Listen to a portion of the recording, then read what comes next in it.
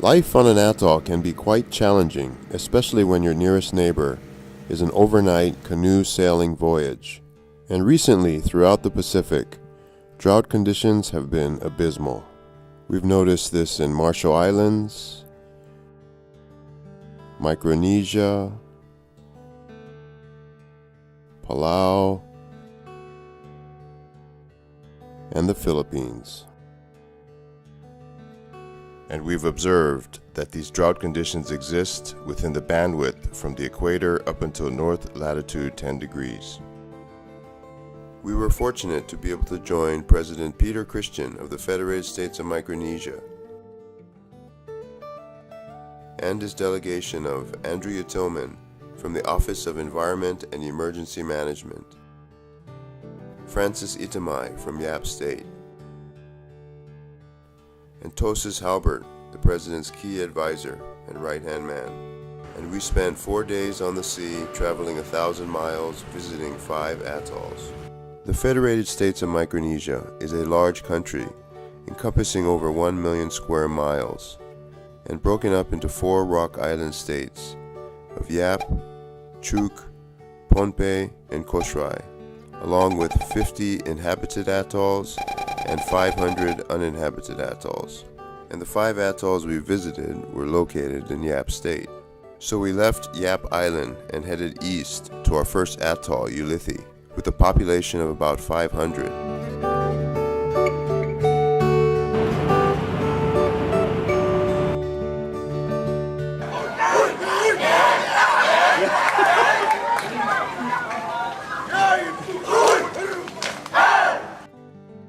And you could see right away the devastation caused by a super typhoon 2 years ago.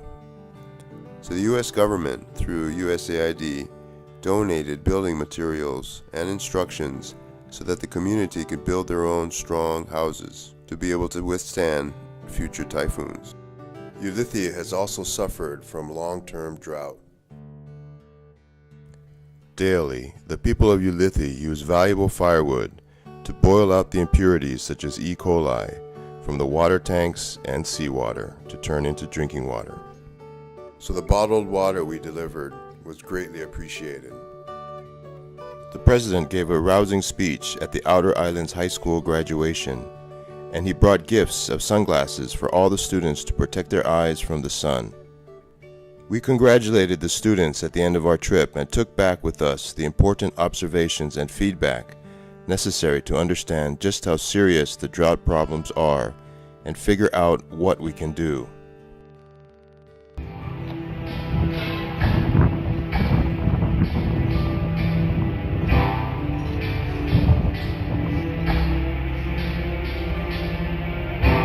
We said goodbye to our friends in Ulithi and headed to our second atoll in Irpik with a population of about 80 people.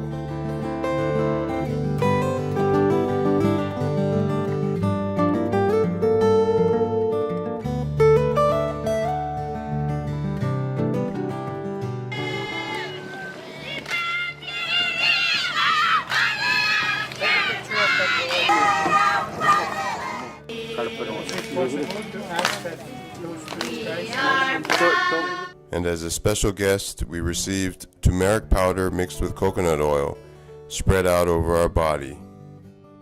And the President had a few words to say.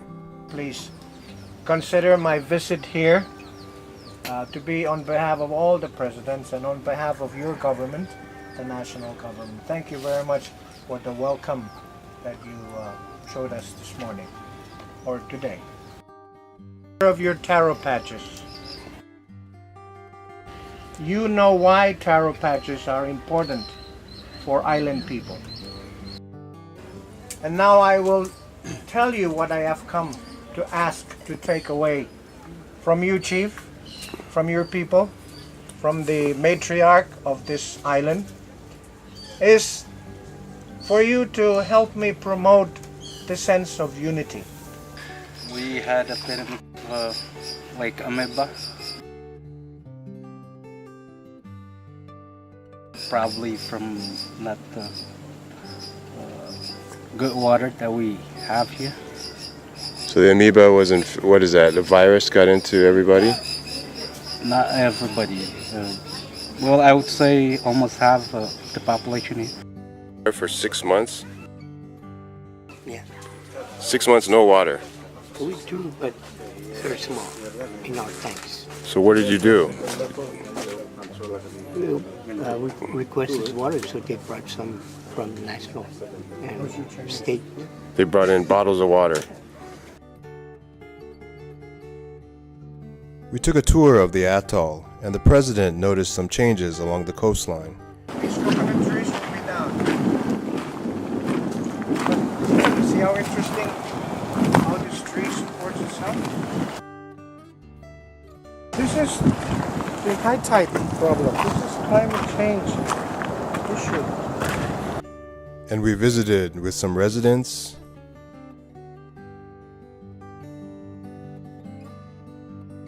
and we saw the solar panel, inspected a school building, and noticed an unused reverse osmosis unit, which is designed to separate out salt from water from the sea so it could be drinkable. And this reverse osmosis technology is a tricky solution.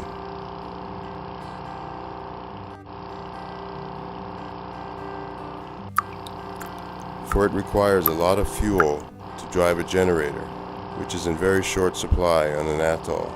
And when the generator breaks down, there's very few tools to fix them. And the filters constantly get clogged, making it nearly impossible for residents on the atoll to keep up with this resource.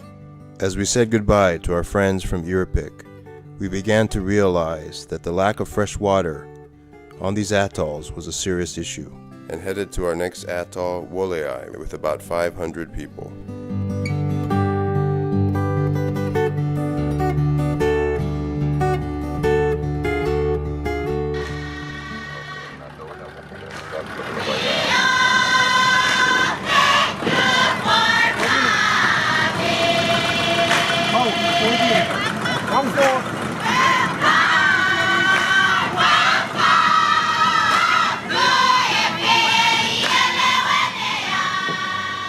The president sat down with community leaders to listen to what they had on their minds.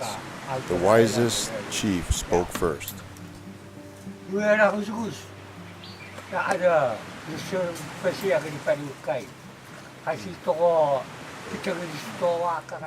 As the airport was built, the people were thinking that putting the airport here would destroy the food crops and destroy the coconuts that were to be cut down.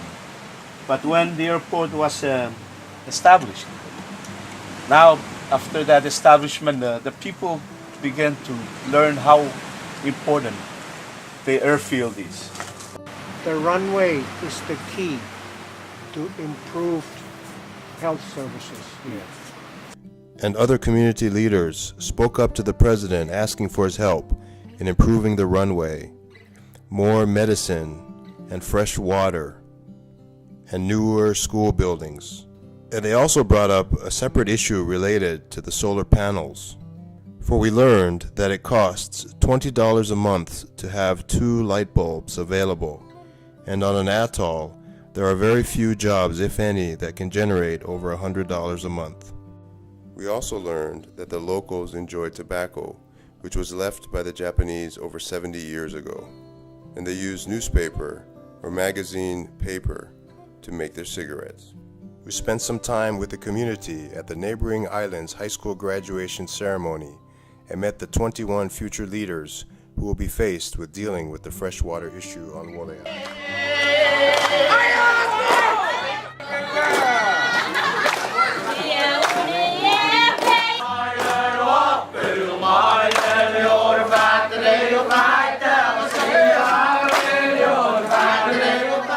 And at the end of the day, we sat in a circle, drinking tuba, which is coconut wine, and debriefed about the devastating effects the drought has taken over all the atolls.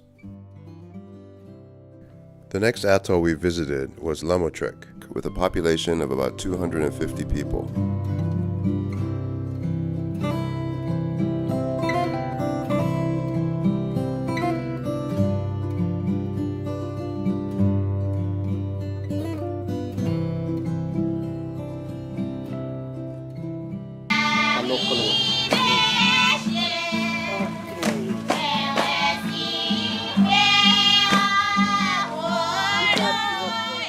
On our tour of the island, we saw the same reverse osmosis unit not being used, and this taro box was quite effective because it helped store the fresh water necessary to allow the taro to flourish. Because when planted in the ground, the high salinity of the soil suffocates the taro plant. And when we asked about the usage of this well, they said that it was brackish and could not be used for drinking, and was used to wash clothes and take showers with.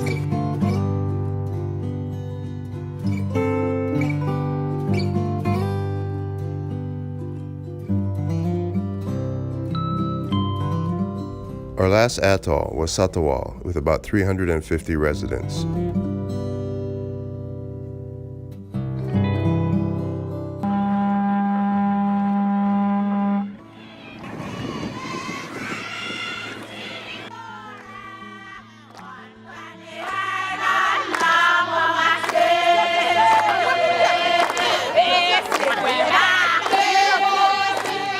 And after a gracious welcome, the President sat down to share his views on why Satawal is a special place in the Pacific. The painting of one of your navigators, who represent all the navigators from this region, when Hawaii recognized him as a master navigator, Maupiailu. We were able to pay our respects to Maupiailu, who passed away several years ago, and he was the one to pass on his knowledge to the sailors of the Hokulea on their maiden voyage from Honolulu to Tahiti. And fortuitously on this day, this large sailing canoe just arrived from Guam after sailing 450 miles, and this was a gift from the Polynesian Voyaging Society in Honolulu.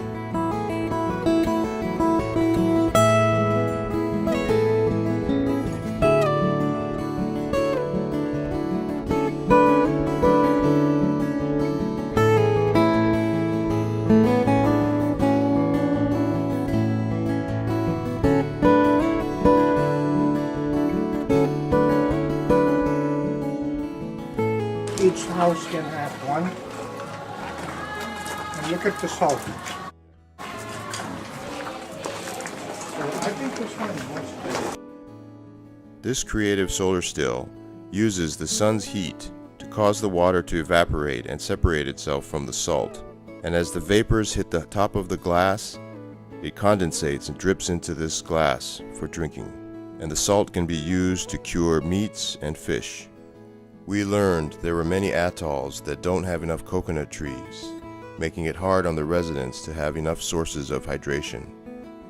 It was amazing to see their survival resilience, and we left with a sense of dire urgency to help the people of all these atolls by bringing awareness to their plight.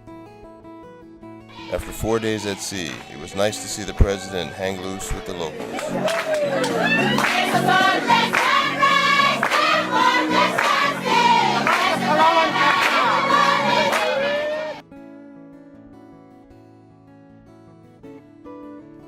We left Satawal and headed to Ueno Island in Chuuk State so that we could get on a plane and head home.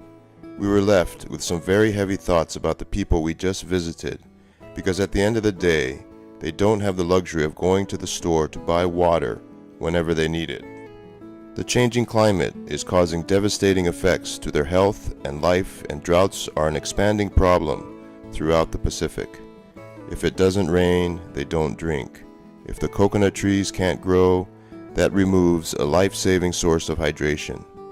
Perhaps if we build awareness, a solution will be found sooner rather than later. We thank you for watching our video, and in Yapese, thank you is Kamagar, and in Chukis, Kiniso, and in Pompeian, Kalagan, in Kosrayan, Kulo, and in Hawaiian, Mahalo.